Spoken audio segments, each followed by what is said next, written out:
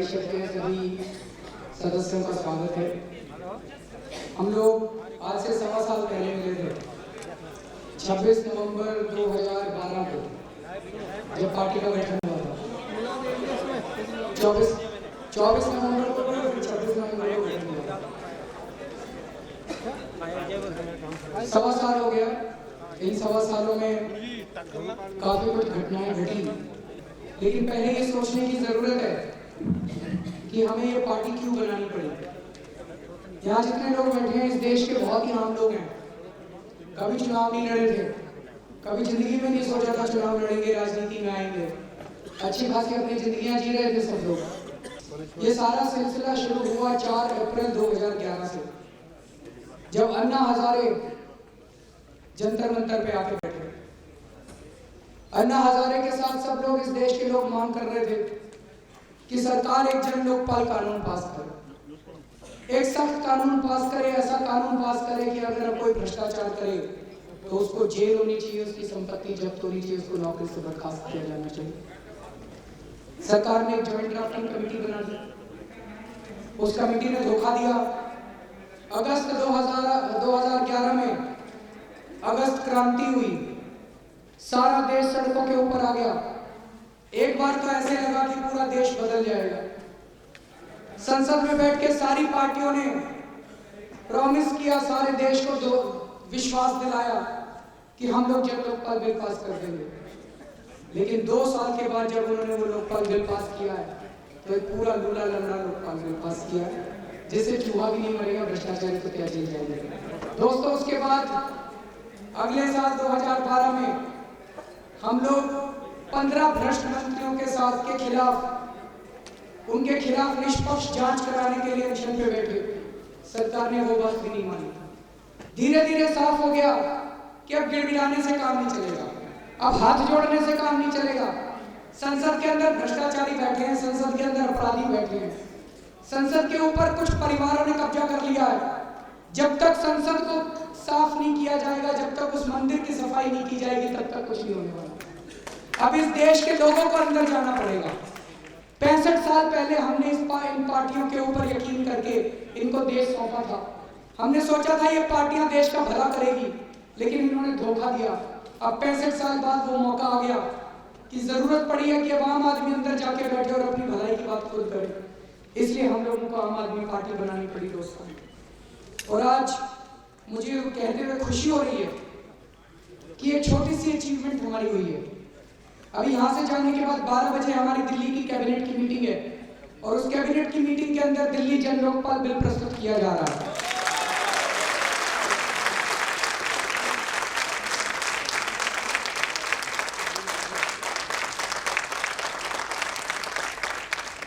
अभी दिल्ली जन लोकपाल बिल का रास्ता भी बड़ा लंबा है। अभी कैबिनेट में मुझे उम्मीद है कि पास हो जाएगा। उसके बाद विधानसभा के अंदर जाएगा। विधानसभा में आपको पता है हमारी मेजॉरिटी नहीं है, तो मुझे नहीं पता कांग्रेस और बीजेपी वाले क्या करेंगे विधानसभा में।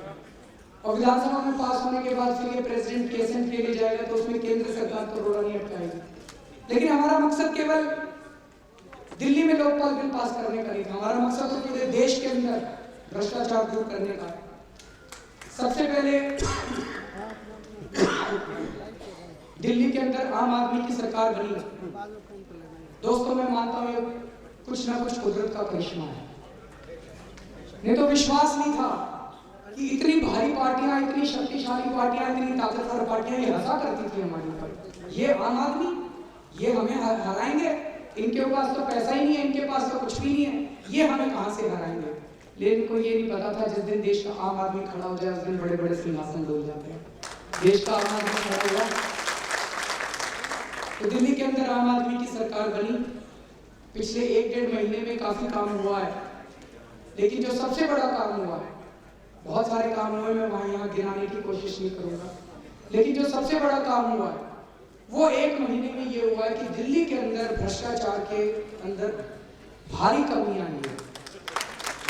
और ये मैं नहीं कह रहा, मैं ये नहीं कह रहा कि ठेकों में भ्रष्टाचार कम हो गया, मैं ये नहीं कह रहा कि बड़ा बड़ा भ्रष्टाचार अभी कम हो गया। वो तो लोकपाल बिल पास होएगा, कुछ लोग जेल जाएंगे तब कम होएगा।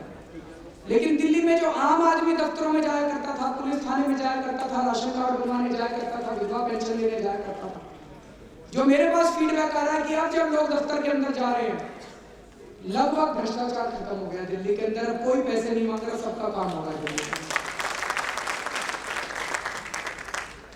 कल 3 पत्रकार मेरे कहने के बाद कई विभागों के अंदर घूम के आए हैं। मैंने उनको कहा कि यार कोई स्टिंग करके लाओ और बताओ कि कितना भ्रष्टाचार। कहते हैं कल पूरा दिन हम 6-7 डिपार्टमेंट्स के अंदर घूमे, एक भी जगह किसी ने भी पैसे नहीं मांगा, हम स्टिंग नहीं कर पाए। ये कोई छोटी अचीवमेंट नहीं है, ये बहुत बड़ी अचीवमेंट है। पहले ये सारी पार्टियां कहा करती थी हाँ भ्रष्टाचार तो है, कोशिश कर रहे हैं, सरकार भी क्या करे, भ्रष्टाचार 2 दिन में तो खत्म नहीं होगा। जो काम ये 65 साल में नहीं कर पाए, हम लोगों ने 1 महीने में काफी कुछ अचीव कर लिया। अंदर आने के बाद ये पता चला कि ये पार्टियां हमें बेवकूफ बनाती हैं लोगों को। अंदर बैठ के 5 साल से बिजली के दाम दिल्ली में इतने बढ़ गए, जनता कहती थी सीएजी का ऑडिट कराओ, सीएजी का ऑडिट कराओ। 5 साल से बीजेपी और कांग्रेस वाले दोनों कहते थे ऑडिट नहीं हो सकता जी, हाईकोर्ट में केस चल रहा है, ऑडिट नहीं हो सकता। जब दिल्ली की सरकार बनी तो हमें पता केस तो चल रहा है, लेकिन हाईकोर्ट ने स्टे तो नहीं दे रखा। हमने 5 दिन के अंदर ऑडिट ऑर्डर कर दिया। जो काम ये 5 साल में नहीं कर पाए वो 5 दिन के अंदर। सिखों का दंगा हुआ 1984 के अंदर, कितने साल हो गए आज? 28 साल हो गए, तो 29 साल हो गए। कब से कह रहे हैं सारे सिख भाई कि मैं उसके ऊपर स्पेशल जांच कर बैठना चाहिए, उस पर स्पेशल जांच। बीजेपी भी मांग कर रही है, कांग्रेस भी, सारे मांग करते रहते हैं बस, और खुद की सरकार होती है, खुद ही से मांग करते रहते हैं। बीजेपी वालों का भी 5 साल सत्ता में थे वो दिल्ली के अंदर, 6 साल केंद्र के अंदर सत्ता में थे और मांग कर रहे थे, बस मांग ही कर रहे थे। हमारी सरकार बनी, मैं परसों एलजी साहब से मिला, एलजी साहब ने कहा ये तो बड़ा अच्छी बात है, तो हम प्रपोजल मंडे को कैबिनेट मीटिंग होगी, मंडे या ट्यूसडे को हम स्पेशल जांच दल के गठन का प्रपोजल पास करके एलजी साहब को भेजेंगे। तो मेरे को ये धीरे धीरे समझ में आ रहा है कि देश की समस्याएं तो हैं, जटिल भी हैं, लेकिन समाधान हो सकता है। अभी तक समाधान इसलिए नहीं हुआ था कि पैसे की कमी थी। एक और चीज पता चली अंदर, पैसा बहुत है, पैसे की कमी नहीं है। हमारे देश के लोग गरीब हैं, लेकिन सरकारें बहुत अमीर हैं, बहुत पैसा है, लुटा रहे हैं पैसा बहुत है। नीयत की कमी थी, ईमानदारी की कमी थी। अब अगर ईमानदार और नीयत वाली सरकार आएगी तो लोगों का भला भी होना शुरू होगा। मैं ये नहीं कह रहा हूँ, जो भी हम कर पाएंगे वो जनता की भागीदारी के साथ कर पाएंगे। अब 2 शब्द मैं लोकसभा के चुनावों के बारे में, बार बार पूछा जा रहा है कि लोकसभा में कितनी सीट लड़ोगे जी, लोकसभा में कहां से लड़ोगे जी, हरियाणा से सारी सीट लड़ोगे, दिल्ली से सारी सीट लड़ोगे जी। दोस्तों हम यहाँ सत्ता मचाने तो नहीं आए थे। ये सारी जो बातें चल रही हैं, हम 300 सीट लड़ेंगे, 350 सीट लड़ेंगे, ये लड़ेंगे, वो लड़ेंगे, हम कोई सत्ता का बीच में आने के लिए थोड़ी आए हैं, हम कोई सत्ता की राजनीति करने के लिए थोड़ी आए हैं। ये सारी बातें मुझे लगता है गलत है कि अब हम 300 सीट लड़ेंगे, 350 सीट लड़ेंगे, 400 सीट लड़ेंगे। हम ये सब करने के लिए नहीं आए, हम मुख्यमंत्री बनने के लिए नहीं आए, हम मंत्री बनने के लिए नहीं आए, हम प्रधानमंत्री बनने के लिए नहीं आए। सरकार, हम इस देश से भ्रष्टाचार दूर करने के लिए आए। हमें भ्रष्टाचार दूर करना है। हमारा मकसद होना चाहिए कि संसद के अंदर एक भी भ्रष्टाचारी ना पहुंच पाए। हमारा मकसद होना चाहिए कि संसद के अंदर एक भी अपराध वाला बंदा ना पहुंच पाए। हमारा मकसद होना चाहिए ये जितने परिवारवाद चल रहा है, इसका बेटा, इसकी बहू, उसका भाई, उसका भतीजा, इनको सबको टिकटें मिल गई, अब ये बंद होना चाहिए। संसद के ऊपर कुछ परिवारों का कब्जा है, तो हमें ये पूरा बदलना पड़ेगा। हमें चुनाव नहीं लड़ना, हम चुनाव लड़ने के लिए नहीं आए, इस देश के लोग लड़ेंगे चुनाव। इस देश के लोगों के पास अभी तक विकल्प नहीं होता था। उनसे पूछते थे भाई इतने भ्रष्टाचारी आदमी को क्यों दे दिया वोट, कहते थे जी क्या करें, बीजेपी वाला भी ऐसी था, कांग्रेस वाला भी ऐसा था, विकल्प ही नहीं था। अब हमें विकल्प देना है लोगों को, और वो भी हम नहीं देंगे, हम बहुत छोटे हैं, हम बहुत आम आदमी, हमारी कोई औकात नहीं है, लेकिन इस देश के लोग बड़े ताकतवर हैं। इस देश के लोगों को खड़ा करना, और लोग खड़े हो गए हैं। अब हमें ये तैयारी करनी पड़ेगी कि एक भी भ्रष्टाचारी, इस पूरे देश को तैयारी करनी पड़ेगी। भगवान ने एक मौका भेजा है, कुदरत ने एक मौका भेजा है, सारे देश को अब तैयारी करनी पड़ेगी कि एक भी भ्रष्टाचारी इस देश के अंदर, इस बार संसद के अंदर नहीं आना चाहिए। हमारा चैलेंज है इस 2014 के चुनाव को, ये मामूली चुनाव नहीं होगा, इसको आंदोलन और इसको क्रांति के अंदर परिवर्तित करना होगा।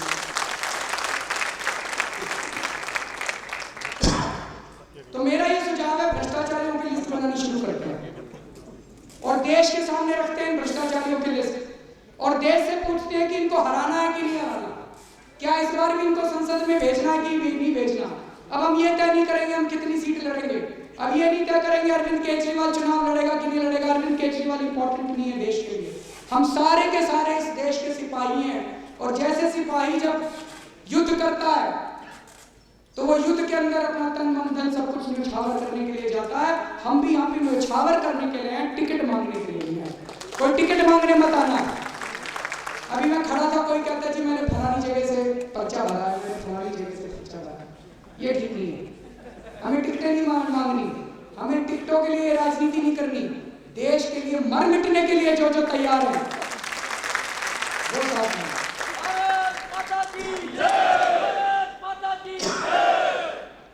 मैंने कुछ लिस्ट बनाई थी, मैं आपके सामने रखना चाहता हूँ। अब ये लिस्ट बड़ी लंबी बनेगी, शुरुआत की आज। अगर इसमें कोई ईमानदार हो गलती से आ गया हो तो बता देना, नहीं तो मैंने देश के बेईमानों की लिस्ट बनाई थी।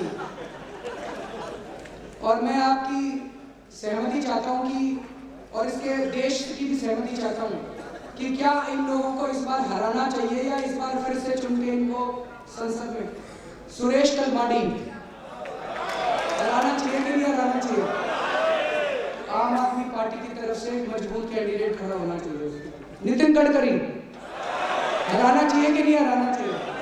सुशील कुमार शिंदे, प्रफुल्ल पटेल, येडियुरप्पा, अनंत कुमार, वीरप्पा मोइली।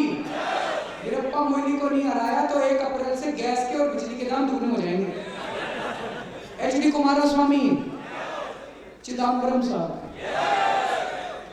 अलगिरी, कनिमोई, GK वासन, शिपिंग के अंदर उनका स्कैम था, सलमान खुर्शीद, मायावती, मुलायम सिंह यादव, अनु टंडन, उनका स्विस बैंक के खाते निकले थे, श्री प्रकाश जायसवाल कोयला घोटाले वाले, जगन मोहन रेड्डी, अनुराग ठाकुर, कपिल सिब्बल, कमलनाथ, पवन बांसल, फारूक अब्दुल्ला, नवीन जिंदल, अवतार सिंह भड़ाना, शरद पवार अगर वो लड़ेंगे तो ये ए राजा। अब इसमें कई रह गए हैं, तरुण गोगोई,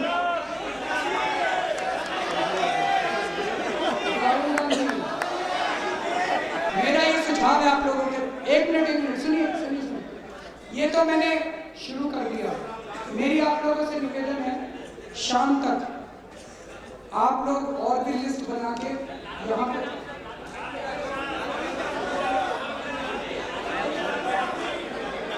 आप लोग सारी लिस्ट बना के शाम तक यहाँ पे जमा कर दें। हमारा मकसद, फिर से मैं बता रहा हूँ, हमारा मकसद सत्ता हथियाना नहीं है। हमारा मकसद बीजेपी और कांग्रेस की तरह सत्ता की राजनीति करना नहीं है। ये लोग सत्ता की राजनीति कर रहे हैं, 500 करोड़ रुपए बता रहे हैं खर्च कर रहे हैं मोदी जी के प्रचार में। मोदी जी की ब्रांड तैयार करने के लिए 500 करोड़, राहुल गांधी की ब्रांड तैयार। जो आदमी 500 करोड़ रुपए तैयार खर्च करके अपनी ब्रांड बनाएंगे वो इस देश को ईमानदार सरकार देंगे। पहले ये तो बताएं 500 करोड़ रुपए आप कहां से रहे हैं, पहले ये तो बताएं। उनके आने के बाद महंगाई तो होगी, वो 500 करोड़ रुपए तो आप और मेरे से लेंगे, टैक्स की चोरी करके कभी लेंगे। तो दोस्तों इस बार हम लोगों को ये ठानना है, ये हमारी लड़ाई नहीं है, ये राष्ट्रीय परिषद की लड़ाई नहीं है, ये आम आदमी पार्टी की लड़ाई नहीं है। आम आदमी पार्टी बहुत छोटी है, हमें आम आदमी पार्टी के लिए काम नहीं करना, हमें आम आदमी पार्टी को आगे नहीं बढ़ाना, हमें देश को सामने रखना है, देश को आगे बढ़ाना है। आम आदमी पार्टी रहे ना रहे, हम लोग रहे ना रहे, देश के लिए हम लोगों को काम करना है। सत्ता की राजनीति हम लोगों को नहीं करनी। हम लोगों को इस बार ठानना है, कसम खानी है कि जीते या हारे वो जरूरी नहीं है, लेकिन इस बार देश के लोगों के सामने इनके खिलाफ विकल्प खड़ा करना चाहिए और देश के लोगों को कहना चाहिए कि कुदरत ने एक मौका दिया है, इकट्ठे हो जाओ।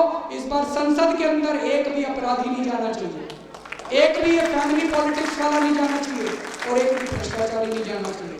मैं सब लोगों से आपसे निवेदन करता हूँ, भगवान से दुआ कीजिएगा, भगवान की बहुत कृपा रही है हम लोगों के ऊपर और बिना कुदरत के, बिना प्रकृति के साथ के, भगवान के साथ के, अल्लाह के साथ के मतलब कुछ भी नहीं कर सकते थे।